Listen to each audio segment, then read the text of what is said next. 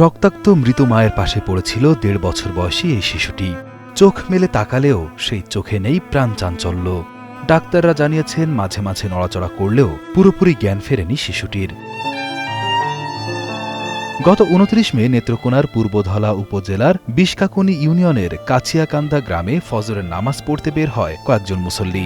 এ সময় গ্রামের মেঠো পথে অজ্ঞাত এক নারীর রক্তাক্ত মরদেহ পড়ে থাকতে দেখেন তারা। এ সময় মৃত মায়ের পায়ের কাছেই ছিল শিশুটির নিথর দেহ।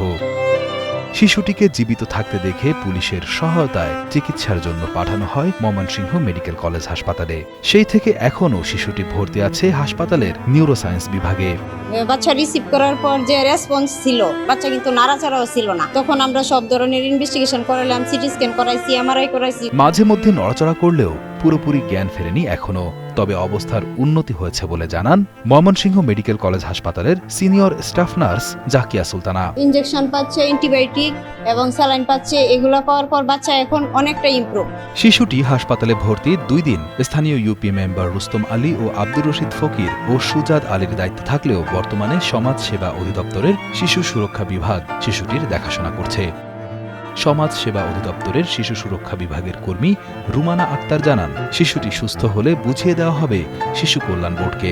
এইখান থেকে বাচ্চার যাবতীয় যা মেডিকেল থেকে যা ওষুধপত্র দেওয়া হয়, এটা ছাড়া যদি যার প্রয়োজনীয় যা কিছু প্রয়োজন সকল কিছু আমাদের হাসপাতাল সমাজসেবা থেকে বাচ্চার জন্য সরবরাহ করা হচ্ছে এবং বাচ্চাকে দেখভাল করার জন্য বা তার সুরক্ষা নিশ্চিত করার জন্য আমাদের ২৪ ঘন্টায় ৩ জন করে কর্মী দেওয়া হয়েছে, যে ৮ ঘন্টা আমরা ডিউটি করে থাকি। শিশুটির কোনো বৈধ অভিভাবক না পাওয়া গেলে তার দায়িত্ব নিতে চান ঘটনাস্থল থেকে শিশুটিকে উদ্ধার করে হাসপাতালে নিয়ে আসা আব্দুর রশিদ ফকির ও সুজাত আলী।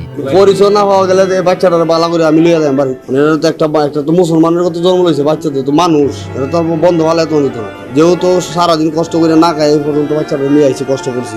তাহলে কি বাচ্চাটা তুই আমি ন এই বাচ্চাটা যেভাবে লিয়ে আমি বাড়ি যাই। গার্জিয়ান থাকে নিব না, আমরা পালবাম, এটা তো মারা নিত না, মারা দেব। ময়মনসিংহ মেডিকেল কলেজ হাসপাতালের পরিচালক ব্রিগেডিয়ার জেনারেল গোলাম ফেরদৌস জানান, শিশুটির চিকিৎসার দায়িত্ব হাসপাতাল কর্তৃপক্ষের। শিশুর জ্ঞান এখনো পুরোপুরি না ফিরলেও অবস্থার উন্নতি হয়েছে। বাচ্চা আসলে পুরোপুরি তো তার চেতনা ফিরে আসে না এখনো, তবে আগের চেয়ে ইমপ্রুভ করেছে। যেমন আগে বাচ্চা আমরা যদি পেইনফুল স্টিমুলাস দিতাম বাচ্চা রেসপন্স করতো না, কিন্তু এখন বাচ্চা রেসপন্স করছে, বাচ্চা তার হাত নাড়ছে, তাতে বোঝা যায় যে বাচ্চা আগের চেয়ে ইমপ্রুভ করেছে, তার উন্নতি হয়েছে এবং বাচ্চা এখন চোখ দিয়ে তাকাচ্ছে। তো এতে মনে হয় উন্নতি হয়েছে এবং আমরা আশা করি যে আরও আপনার উন্নতি হবে এবং বাচ্চা একটা সময়ের ব্যবধানে সুস্থ হয়ে আসবে, এটা আমরা আশা করছি। মৃত মায়ের পরিচয় না পাওয়ায় নেত্রকোনা আধুনিক সদর হাসপাতালে ময়নাতদন্ত শেষে আঞ্জুমানে মফিদুল ইসলামের মাধ্যমে মরদেহটি দাফন করা হয়েছে।